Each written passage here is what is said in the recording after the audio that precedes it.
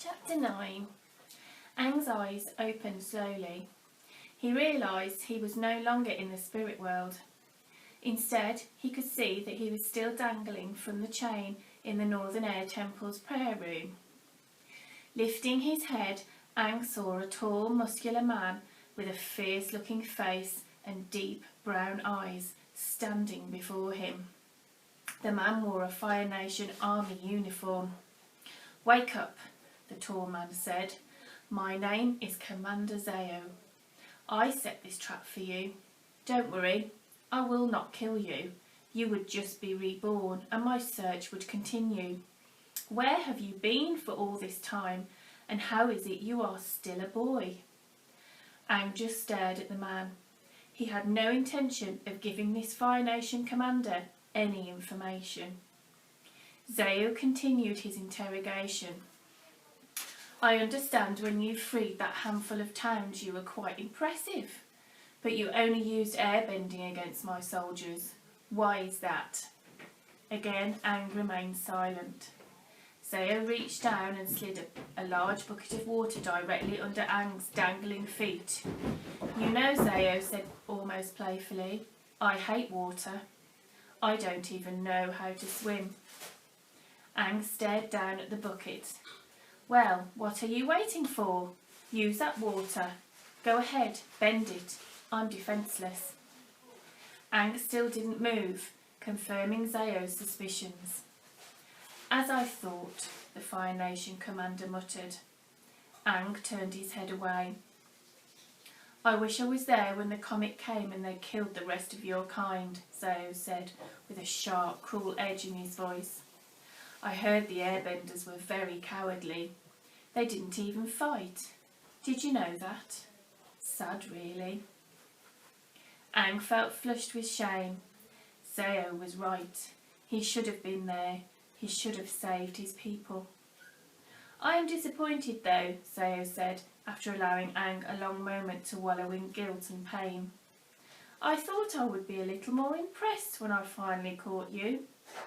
Then he strode from the room, slamming the door loudly behind him. A dark figure crouched in the shadows at the entrance to the bridge leading from the canyon to the Northern Air Temple. He watched as a huge Fire Nation military machine rolled up to the entrance, paused as the driver spoke with a guard who waved him through, then proceeded out onto the bridge. Moving with blinding quickness, the figure slipped under the rolling machine and grabbed onto its undercarriage, hitching a ride. When the machine reached the temple, the dark figure let go and silently dropped to the ground. He scrambled to the temple and slipped inside unnoticed. In the passageway leading to the prayer room, the dark figure encountered several Fire Nation guards. "Stop!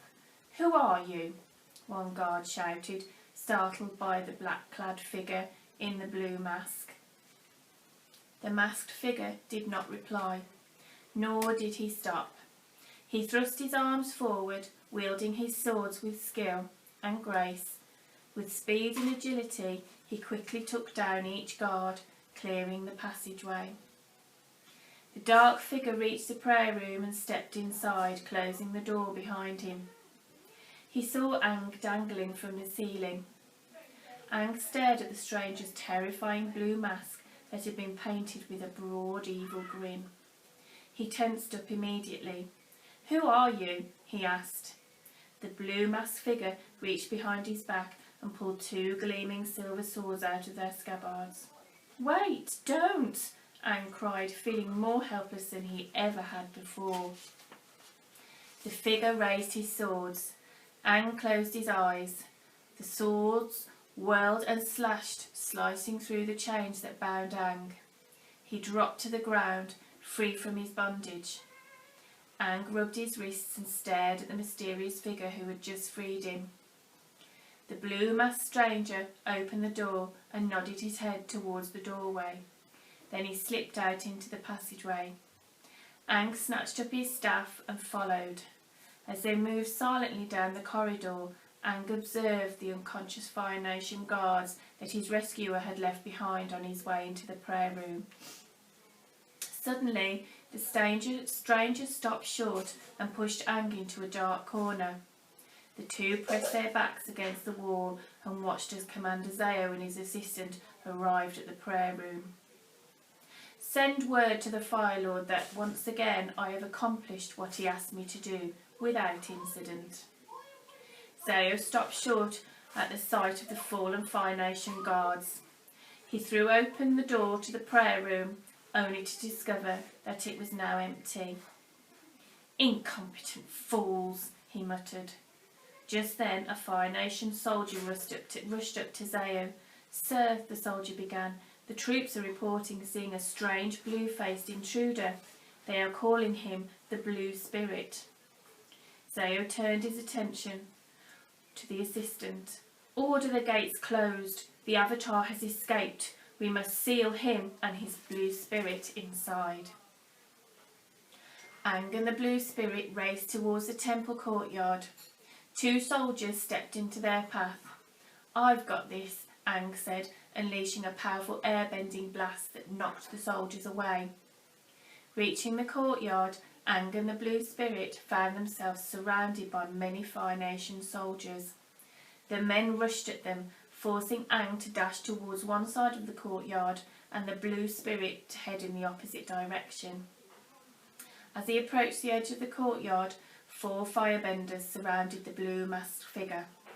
"Let's see how you handle fire, Blue Spirit," one of the firebenders shouted.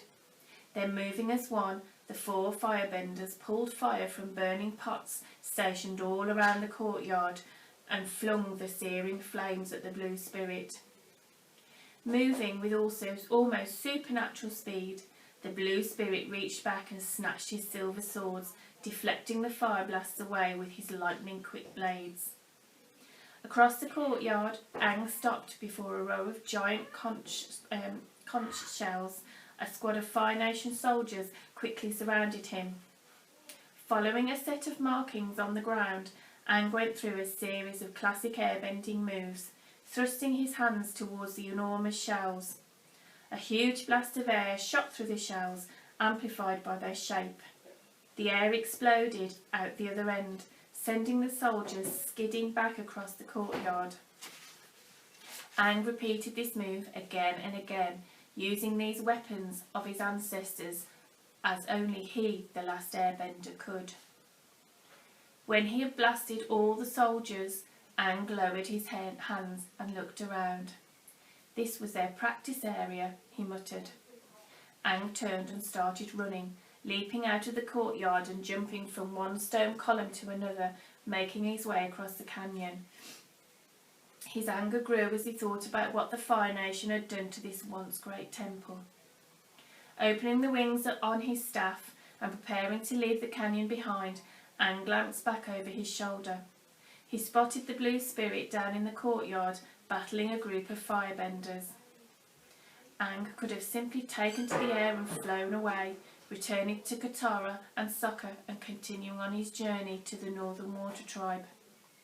But whoever this person behind the mask was, he had rescued Ang. Without his help, Ang would still have been a prisoner of the Fire Nation. He snapped his shaft shut, turned around and ran back, column by column, until he got to the courtyard. Landing beside the Blue Spirit, Ang stepped forward and rotated his hands, sending an air-bending blast right into a group of soldiers who were about to attack his masked comrade. Returning the favour, the Blue Spirit dove and blocked 2 blasts of fire that were about to strike Ang. Though they fought fiercely, the duo was vastly outnumbered. Several firebenders began to execute a group move designed to take out the 2 prisoners for good. "Do not kill the Avatar!" a voice boomed from the back of the group of firebenders. They stopped their move mid-form. Commander Zao pushed his way to the front of the soldiers. "He will just be reborn again." The fighting stopped for a moment as Zao stared at the 2 combatants. Then suddenly the blue spirit turned and grabbed Aang from behind, placing one of his swords to the boy's throat. Aang's eyes went wide with fear and confusion. Commander Zeo stared at the blue spirit. "Why are you doing this?" Zeo asked. "Who are you?" The two stared at each other intensely. Zeo peered into the eye holes of the blue mask, locking eyes with the figure behind the frightening mask. A look of recognition spread across Zeo's face. The blue spirit gestured to the gates leading to the bridge out of the courtyard. "Open the gates," Zeo ordered. "Let them out." His soldiers hesitated for a moment, but soon hurried to open the gates. The blue spirit, his blade still pressed against Aang's throat, slowly backed away and crossed the bridge. When they reached the land on the other side of the canyon, the blue spirit quickened his pace, although he kept his sword firmly on Aang's throat. Aang heard a high-pitched whistling sound coming from the direction of the temple. He looked back in time to see an arrow slice through the air and strike his captor directly in the mask. The blue spirit went down, hitting the ground hard. He lay there unconscious, his mask split in two. Looking back at the temple, Aang spotted Zeo standing on a high balcony beside an archer who held an empty bow. Aang turned back to the fallen figure. "Are you okay?" he asked. The blue spirit remained motionless. Then, reaching down, Aang removed the pieces of the mask. He fell back in shock at the sight before him. Aang was staring down into the face of Prince Zuko.